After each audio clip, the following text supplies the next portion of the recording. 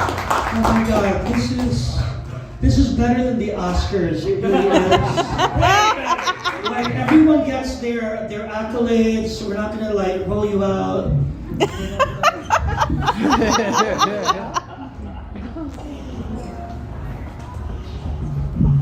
Hi everybody, how are you tonight? That's kind of tepid. Let's try that again. How are you tonight? I'm so excited to be here. It's my first post-pandemic reading. It's in my neighborhood, Busboys. Shout out to Brookland Busboys. We got a lot of Brookland people in the house. I'm just saying, we have a lot of Brookland people. That's actually a statement. Nice save. Since apparently they're too shy to let you know who they are. But they're the people who walked here. So. I'm excited to be here because I'm excited to be out of my house. I'm excited to see friends who I haven't seen in a long time. Like we're breaking bread together, we're having drinks, we're having some fun. We've heard some amazing poets already. I hope I don't disappoint you. No. I will disappoint you by telling you I don't have anything to sell, so you're going to have to pay full price. And maybe even pay for the CD, so I'm warning you up front. What about the Amazon book? Although maybe if you could prove to him you ordered my book on Amazon.com, that would work. Yeah. We'll have to work that out later. Show Amazon receipt. So I thought, as I was putting together this set, first I was like, Reggie asked me to feature, and I was like, wow, I'd love to. And then I was like, I don't know if I remember how to put together a 20-minute poetry reading. But I have figured it out. And I've decided we are going to go on a little journey together. So I hope you're all ready to go on a journey. Yeah. So I thought I'd start a little bit talking about my family and some of my roots. You get to see a little window into me, but not a very big one, so don't get excited. We might take a little tour around the pandemic that we've all just been through. Mm-hmm. We're definitely going to have some fun. We're definitely going to hear some truth speaking tonight, because we've already heard it. And then I'm going to send you home with something maybe a little hopeful to send you into the weekend. So that's the order of events. I'm really happy it's Friday. Anybody happy it's Friday? So I'm going to start with a Friday poem, and it is mostly dedicated to anybody who's ever felt depression or sadness or just a little bit down, which I think we all have for at least the last 5 years. This is called Blue Friday, or The Bluest Blue. I got the blues so bad, my eyes are invisible. I got the blues so bad, people think I'm a river. I got the blues so bad, I have constellations on my back. I got the blues so bad, every day feels like the day after Christmas. I got the blues so bad, the other colors are jealous. I got the blues so bad, muddy waters sounds cheerful. I got the blues so bad, melancholy is my new roommate. I got the blues so bad, I have only sky and more sky. I got the blues so bad, my feet are cement blocks. I got the blues so bad, my mouth is an iron gate. I got the blues so bad, my hair has turned to snakes. I got the blues so bad, clouds drift through me. I got the blues so bad, weeping angels console me. I got the blues so bad, trees drop their leaves as I pass. I got the blues so bad, the blue jay lost his voice. I got the blues so bad, day won't get up. I got the blues so bad, the moon half smiles at me. I got the blues so bad. I got the blues so bad. I got the blues so bad, even my pen's ink understands.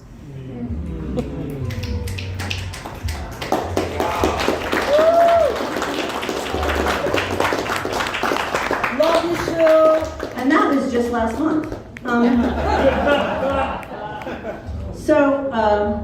Now I'm going to take a little turn into some history, family stuff, and I'm going to start a poem. It's entitled Shade, and it starts with a quote from the musician, artist Laurie Anderson. I sit in the shade of my family tree. Today is the day of saints, remembrance of ancestors. But this poem will not rise in prayer like incense.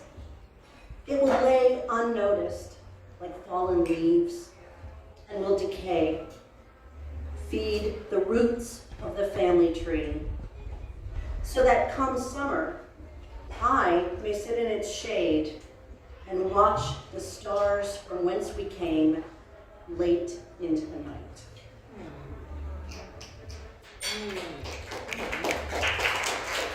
I'm really liking this table over here. They're making a lot of really good poetry noises. So if you're feeling competitive and you want to like one-up them, feel free to just jump right in. Okay, this next poem is a poem for Reggie Cabico. Don't get excited, it's not about sex. I left that poem at home, I'm sorry. He had asked me to read from a collection of poems I had written when Sam Wise, who you just met, was on his way to college, and I had written a bunch of poems about just all of the angst I was feeling about my baby leaving home. So this poem is entitled Brotherly Love, a poem in two parts. 1. The music that is more bass than melody blares into the back seat and fills your ears with words, swirls around your brain and distracts you from your reading, but you don't ask to turn it off. You watch the clouds outside the window remain steady as everything else rushes by. Even though this music leaves you wedged between generations, wedged among boxes, pillows, bags, you don't want to interrupt the moment. This is a moment of brothers. A moment of the two young men driving the van and how they bubble with exuberance. It's a moment you've waited all their lives to experience. It's also a metaphor. Your son's in the front seat, steering your path down an unknown road, bonding over something you don't completely understand. The youngest one is at the wheel, the older one is navigating. Dad is asleep. You try to read. Isn't this really the perfect image for the next phase of your life? The adventure of college, the emptiness of home, the music you cannot enter. These boys are oblivious to metaphors. They continue with their music and their maps, watching the clouds gather on the road ahead. Meanwhile, you have to surrender to the beat of the music, even if you don't understand it. Then you go and you write the poem. You name it Brotherly Love. 2. You have to write about the Beats and the brothers. Tell how they get along so well. Those two brothers, heads together in glee. You paint them happy and not conspiring. You wonder if it will always be this way. You find you write it like you have known it all your life. Everything shifting, but the clouds and the road remain. Then you go back to the beats of music. Wild heart, tribal melody, primal rhythm. Even now, in the twilight of waking, the beat goes on. It's the beat of adventure. It's the beat of saying goodbye. A beat that goes on and on and on. It's the beat of brotherly love.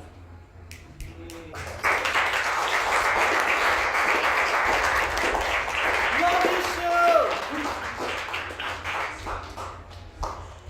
So March is Women's History Month. I'm sure we all know that. Let's give a round of applause for all the women in the room and all the women in our lives. And I really hate to break it to you, but we all came from women, so women are really important. And I thought that the next two little poems that I'm going to read are dedicated and about two women who were very influential to me. The first poem is about my mother, and the second, her mother, my grandmother. Hand me down. Every evening, my mother pulled her knitting out of the basket behind her chair. After the dishes were washed, leftovers shelved, she sat with her metal needles, counting stitches, colored markers, pattern rows, as if ticking off time. Like the fates, she measured and spun. My life could be counted by stripes of mittens, hats, sweaters, blankets, all created in her postprandial meditations. When she cut her final thread, put away her last skein of wool, I felt as if my life had ended too, until I lifted her needles, took up the frayed yarn, and saw her hands reflected back as I looked out the dark window.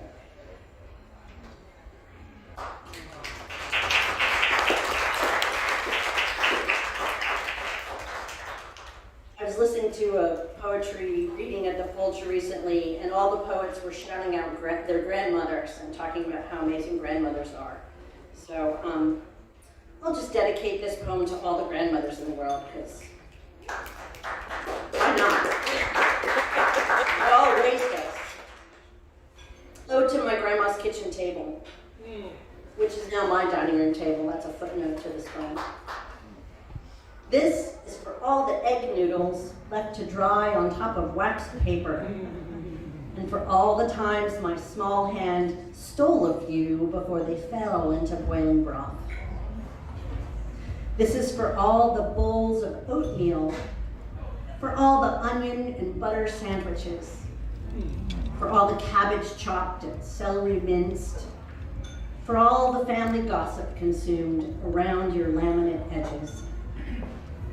This is for generations of cookies rolled and cut by hands of all sizes, for sugar and cinnamon dusting, for hot casseroles and trivets, for late night snacks and card games. This is for all the sorrow you held, for the days when the pantry was empty, for the nights when a bed was still made, for the days filled with peony perfume, for all the scrapes and scars bandaged. This is for laughter and anger, for snow on one's boots, for hair dropped by your feet and the quiet buzz of clippers, for cups of Sanka with evaporated milk, for blackberry brandy before bed. This is for nights where you stood alone in the quiet of a grieving house, for days on moving trucks, for endurance and gratitude, for familial lineages, for a childhood, for an adulthood. This is for life, one life, 8 lives, so many lives. This is for love, between and among, before and after. This is to say thank you when all words fail.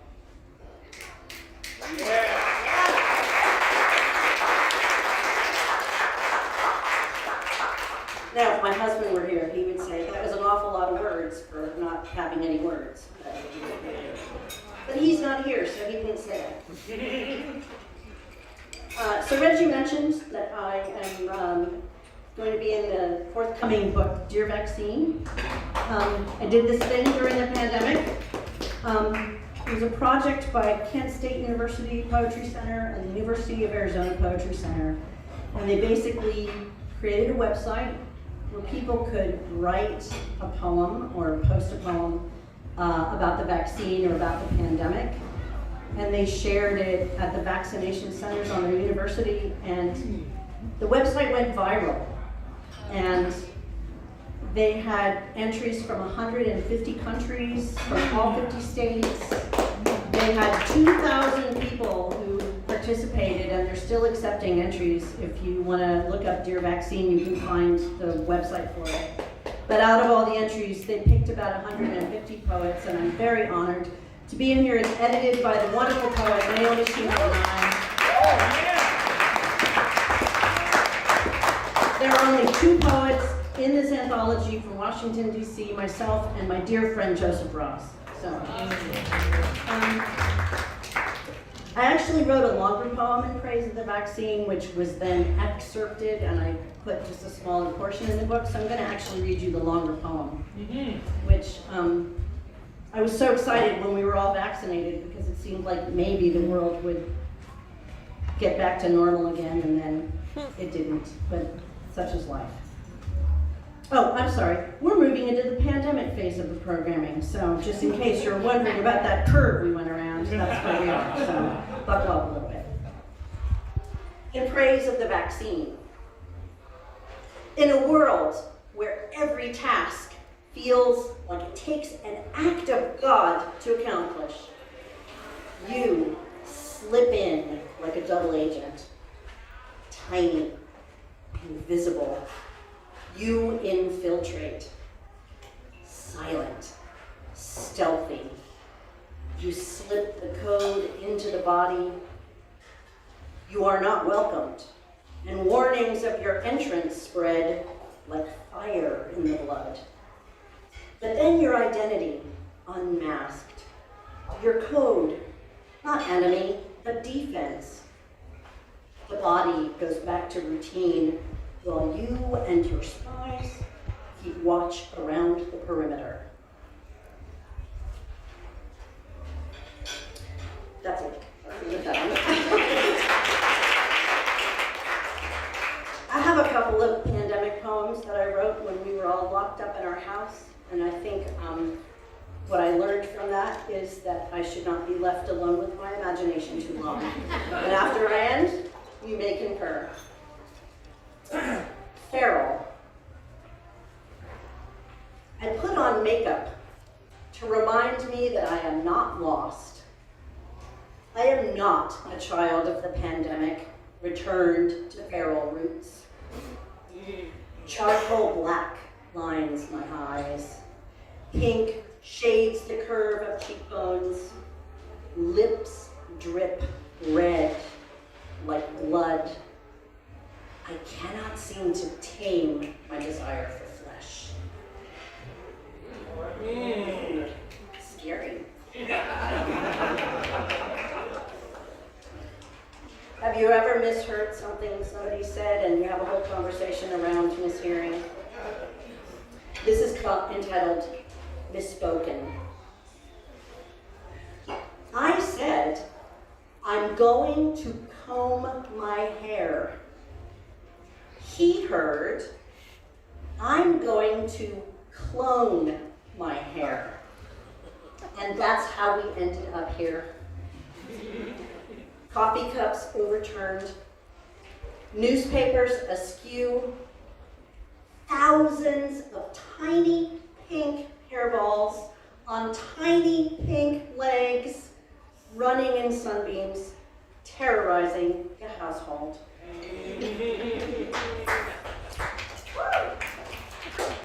I have a vivid imagination. This poem is actually a spring poem, and I will read it with great apologies to William Carlos Williams. This is entitled Hay Fever. This is just to say, I have taken the pill that was on the kitchen counter, and which you were probably planning to take this morning.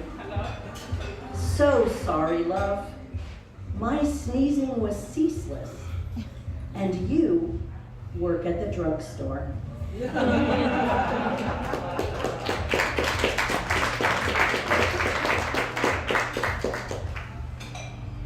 Okay, we're about to go around another curve here. I have about 3 more poems here. So as I was putting together my reading tonight, I was thinking about the power of language and the power of art. And we've heard a lot of poets get up and talk about truth-telling and speaking truth to power. But I also think about the ways that language is used to inflict harm. And I think we all know that language can be used to inspire for good as well as for evil. And I was thinking about our brothers and sisters in the Ukraine right now. And the propaganda and the way that language has been turned against them, and the ways that language is turned against many of us here in our own country as well. And so these next 2 poems I'm actually dedicating to the people in Ukraine who are literally fighting for their lives and their homes, and this is all I can offer them at the moment. Weeping angels.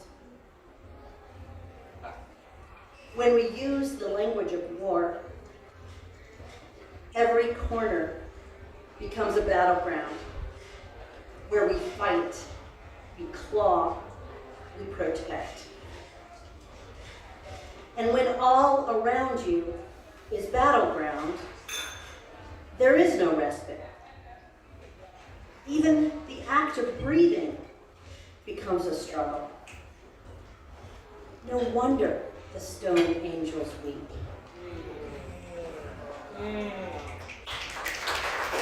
I'm sorry guys, we're still winning the prize, so you gotta up your game a little bit. This is a poem I found when I was looking for something else. Oh, aren't those the best kind of poems to find? Like, I forgot I wrote this. And I actually wrote it about 4 years ago, but I think it's actually more apt today. From the Ashes. When the heart is too heavy to carry, open the latches of your ribs. Empty your sorrows with a bucket. Let your lungs breathe kindness. Inhale the sweetness of sunrise, the promise of stars. Remember, you are stardust. Exhale the grudges you harbor, along with the disappointments. Allow yourself to feel flutters like tiny birds in your chest. This is your heart stretching its wings. Once the heart is unburdened, you will experience lightness. You may grow feathers. No, you are not broken. Allow yourself to fly.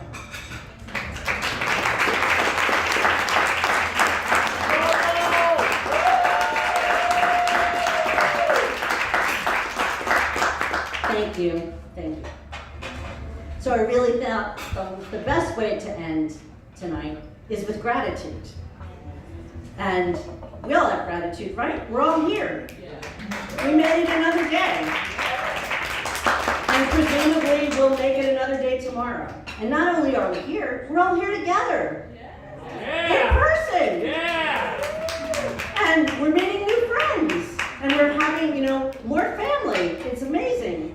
I have immense gratitude for Reggie Cabico, and I'd like all of us to go huge round of applause for Reggie.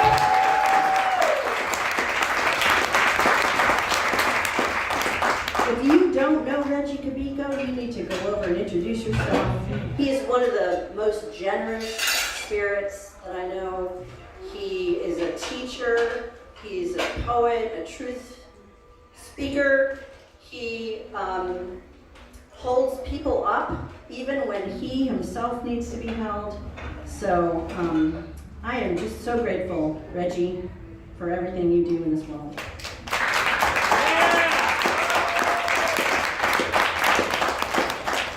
Now, I don't normally do this, but this poem comes with a trigger warning because it is rife with curse words. I don't normally write curse words in my poems, but this one is full of it. So if anyone is offended, now is the time to go wash your hands. All right, I'm just saying, I know there's children in the room. You can explain later that they should never repeat what the lady on the stage said on Friday night. I actually wrote this poem in 2017 when a number of poets that I was in contact with on Facebook and Twitter were commenting on the fact that every day was a new insult from the Trump administration and that every day was a new curse word in our vocabulary. And like people who do Weight Watchers, that maybe we needed to have a free day on our curse word diet so we could just let loose. So this is my poem of fucking gratitude. And it's dedicated to Persis K. Today is the free day on my cursing diet, so I have to write this poem of fucking gratitude. Gratitude because this morning the sky is a goddamned beautiful bodacious blue, so clear that you can see into forever. Gratitude because the music on the radio is so damned cheerful that it makes me want to dance. Makes me feel the closest to joy I have felt in months. I'm gonna add in parentheses there, years. Gratitude because of all the goddamned poets who bleed their words onto pages and write their damned souls out every day just to bring some fucking beauty into this shitty world. Just to speak some fucking truth in this world full of alternate facts. I love them, and they are my kin. Gratitude, because sometimes on a day like today, you have to be fucking grateful. Because the sky can be so blue, and the music so damn happy. Gratitude, because sometimes you have to open the floodgates of your heart to the goddamned shitty world in order to see who you really fucking are.